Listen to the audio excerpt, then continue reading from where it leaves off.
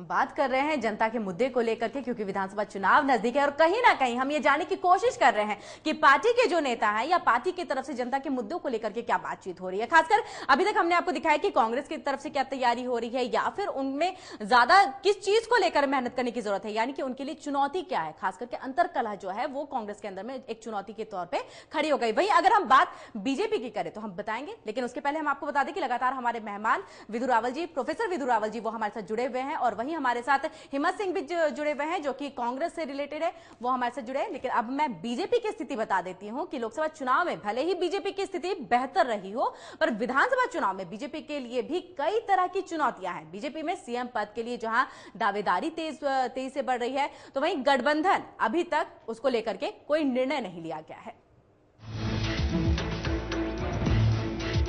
लोकसभा चुनावों में बेहतर प्रदर्शन कर 10 में से 7 सीटों पर जीत हासिल करने वाली बीजेपी के हौसले बुलंद नजर आ रहे हैं। हरियाणा में कभी बैसाखी के नाम से जाने जाने वाली बीजेपी की स्थिति मोदी लहर के सहारे बेहतर नजर आ रही है।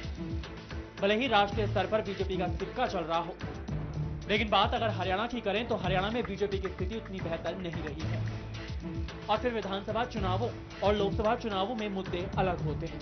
अगर बीजेपी पर नजर डालें तो पार्टी के आगे भी कई तरह की चुनौतियां खड़ी हैं। गठबंधन पर सस्पेंस। गठबंधन पर बीजेपी भाजपा का सस्पेंस अभी भी बरकरार है। दोनों ही पार्टियां अभी तक ये फैसला नहीं कर पाई कि दोनों को कदम से कदम मिलाकर साथ चलना है या फिर एकला चलो की डगर अपनानी है। फैसला भले ही आला नेताओं को करना है, पर दोनों की बढ़ रही जुबानी जंग और खटास से गठबंधन खटाई में पड़ सकता है। पर अभी औपचारिक तौर पर गठबंधन पर फैसला होना बाकी है। ऐसे में अगर गठबंधन टूटता है तो बीजेपी के लिए चुनौतियां बढ़ना लाजमी है। भाजपा गठबंधन धर्म ना निभाने को चुनावी मुद्दा बना सकती है, जिससे बीजेपी के वोट कटने की आशंका है। सीएम के लिए कितने चेहरे। बीजेपी के लिए समस्या सीएम कैंडिडेट भी रही है। पार्टी में 1 दर्जन से ज्यादा सीएम पद के दावेदार उभर के सामने आते रहे हैं, लेकिन उस मुद्दे को लेकर बैठक हुई और पार्टी ने निर्णय लिया कि हरियाणा में सीएम को आगे करके चुनाव नहीं लड़ा जाएगा। बीजेपी में सीएम पद के लिए फैसला इसलिए भी नहीं किया जा सका था क्योंकि जिस तरह से सत्ताधारी पार्टी कांग्रेस में नेतृत्व पर सवाल उठते रहे हैं, बीजेपी को डर था कि कहीं यहां भी वही स्थिति पैदा न हो जाए, जिससे अपनों के बागी होने का डर बीजेपी में बढ़ सकता है। मोदी फैक्टर करेगा काम। लोकसभा चुनावों में जहां मोदी लहर के चलते बीजेपी के कई नेताओं की नैया पार हो गई, वहीं अब विधानसभा चुनावों में मोदी फैक्टर काम करेगा या नहीं, इस पर संदेह के बादल मंडरा रहे हैं। क्योंकि जिन मुद्दों पर लोकसभा चुनाव लड़े गए और जीते गए, वो मुद्दे कहीं खो चुके हैं। चुनावों के बाद जिस तरह से महंगाई बढ़ी है, उससे जनता जनार्दन का विश्वास डगमगा जरूर है। राजनीतिक पंडितों की माने तो आने वाले विधानसभा चुनावों में इसका असर देखने को मिल सकता है। कैसे लुभाएंगे वोटर्स को। बीजेपी को शहरी पार्टी माना जाता है, ऐसे में बीजेपी के लिए ग्रामीण वोटर्स को जुटा पाना अहम चुनौती होगी। साथ ही बीजेपी के पास भले ही राष्ट्रीय स्तर पर लड़ने के लिए मुद्दे हों, पर क्षेत्रीय स्तर पर अभी भी बीजेपी की पकड़ कमजोर है। बीजेपी के लिए क्षेत्रीय मुद्दे उठा और उन मुद्दों का समाधान किस तरह से होगा, इस पर रणनीति बनाना चुनौतियों भरा होगा। Bureau report, MH1 news. चलिए, ये तो हमने बीजेपी की तस्वीर आपको दिखाई है, लेकिन ज्यादा बातचीत के लिए एक बार फिर से हम हिम्मत सिंह जी के पास चलते हैं, जो कि युवा कांग्रेस के महासचिव है। हिम्मत जी, यहाँ पर एक सवाल, जिस तरह से आप कह रहे थे कि पार्टी के अंदर की बात वो अलग है जो पार्टी छोड़ करके जा रहे हैं या जो बयानबाजी कर रहे हैं, ठीक है, उनकी महत्वाकांक्षा हो सकती है, वो महत्वाकांक्षा कांग्रेस में पूरी नहीं हो रही है जिस वजह से उन्होंने पार्टी को छोड़ी। कहीं ना कहीं एक कहें तो एक डिसिप्लिन वाली पार्टी आपने हमेशा से कांग्रेस को बताया है, लेकिन कांग्रेस में जब पार्टी छोड़ के जा रहे हैं तो अगर हम कांग्रेस अध्यक्षा की बात करें, सोनिया गांधी, वो लगातार मनाने की कोशिश, अगर हम शकील अहमद की बात करें तो उन्होंने कई बार पाठशाला लगा दी है और पाठ भी पढ़ाया है कि कहीं ना कहीं आप खुले मंचों से इस तरह की बयानबाजी ना करें। राहुल गांधी की भी बात करें तो उन्होंने भी साफ तौर से कई बार सिखाया, बताया कि आप इस तरह से पार्टी की बातों को कहीं ना कहीं आप पार्टी फोरम पर रखें, यानी कि आप बाहर में ना रखें, खुले मंचों से ना रखें, इससे पार्टी की छवि बिगड़ती है। तो वो डिसिप्लिन कहां गायब हो गया है? नहीं, किरण जी, ऐसा है, कांग्रेस एक डेमोक्रेटिक पार्टी है, इसमें जहां तक डिसिप्लिन की बात है, आप 2-3 लीडरों की बात को ऊपर सारी पार्टी का एक परसेप्शन मत बनाइए कि अनुशासन खो गया।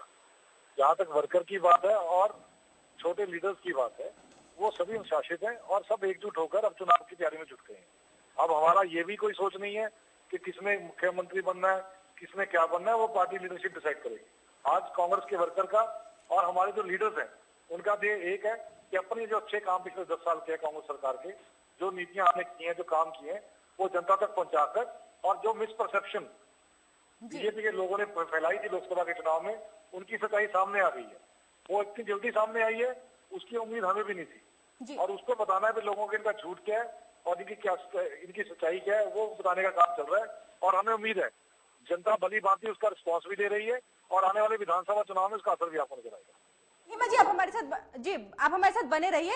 विदु जी, मैं आपके पास आती हूँ यहाँ पर और आपसे यही जानने की कोशिश की, जिस तरह से आप कह रहे हैं कि लोकसभा चुनाव के दौरान जिस तरह का जनादेश मिला, कहीं ना कहीं प्रोफेसर विदु जी, आप इस बात को मान रहे हैं कि जनता ने बहुत बड़ा जनादेश दे दिया है। उस समय आप लोगों ने लोकल मुद्दे, जो खासकर लोकल मुद्दे नहीं, जनता के मुद्दों को यहाँ पर रखा था। महंगाई की बात आपने की थी, भ्रष्टाचार की बात की थी, लेकिन वो सारे मुद्दे तो गायब ही हो गए। महंगाई वही है। लोकल और ग्लोबल सभी मुद्दों को लेकर जनता ने हमें स्वीकार किया है। लोकल मुद्दे थे, लेकिन हरियाणा के अंदर विदु जी, क्योंकि यहाँ पर जो अगर हम बात करें कि लोकसभा चुनाव के बाद से महंगाई लगातार बढ़ रही है, जिस तरह से जनादेश मिला, सत्ता में बीजेपी आई, महंगाई कंटिन्यू बढ़ती जा रही है। जी नहीं, आप अपने आंकड़े दुरुस्त कीजिए। पिछले 1 महीने में महंगाई दर में कमी आई है। रेल किराया बढ़ा, टमाटर के दाम आज बढ़े हुए, सब्जियों के दाम बढ़े हुए हैं, हर चीज के दाम बढ़े हुए हैं। विदु जी, फूड इन्फ्लेशन भी पिछले साल इस समय जो स्थिति थी उससे अगर तुलना करें तो कम है। दूसरी बात, रेल किराए के बढ़ने की आप बात करें तो ये कांग्रेस जाते हुए इनका फैसला करके गई थी। विदु जी, आप ठीकरा विपक्षी पार्टी की तरह आज बीजेपी सत्ता में है। विदु जी, आज बीजेपी सत्ता में है, विपक्षी पार्टी का रोल अगर अभी आप लोग अदा करेंगे तो फिर विपक्षी पार्टी क्या करेगी? कहीं ना कहीं ठीकरा फोड़ने की जगह पे आप इस चीज को मानिए, क्योंकि जनता जब मार्केट जाती है, जब वो सामान खरीदने के लिए अपने रोजमर्रा की चीजें खरीदने पहुंचती है, तो कहीं ना कहीं उन्हें दाम बहुत ज्यादा नजर आते हैं। टमाटर के दाम लगातार यहाँ पर बढ़ते चले गए हैं। अगर हम बात करें प्याज के दाम लगातार उसी तरह से रुला रहे हैं। तो जिस महंगाई को लेकर के आप लोगों ने आवाज उठाई थी, वो महंगाई तो बढ़ती जा रही है। महंगाई पर लगभग कंट्रोल पा लिया गया है। टमाटर के दाम शूट करने लग गए थे, टमाटर के दामों को फिर वापस सही स्थान पर लाने का प्रयास हो रहा है। जमाखोरी रोकी गई है, काला बाजारी पर लगाम लगाई गई है। काम चल रहा है, जमाखोरी को रोकने पे अभी काम चल रहा है, पूरी तरह से रुका नहीं है। कहीं प्रयास तो हो रहा है और देश की जनता देख रही है कि किस प्रकार सार्थक प्रयास हो रहा है। चलिए विदु जी, फिलहाल वक्त यहाँ पर एक और छोटे से ब्रेक का हो गया। हिम्मत सिंह जी भी हमारे साथ बने हुए हैं। वक्त एक छोटे से ब्रेक का हो गया। ब्रेक के बाद भी जनता के मुद्दे पे ही बातचीत।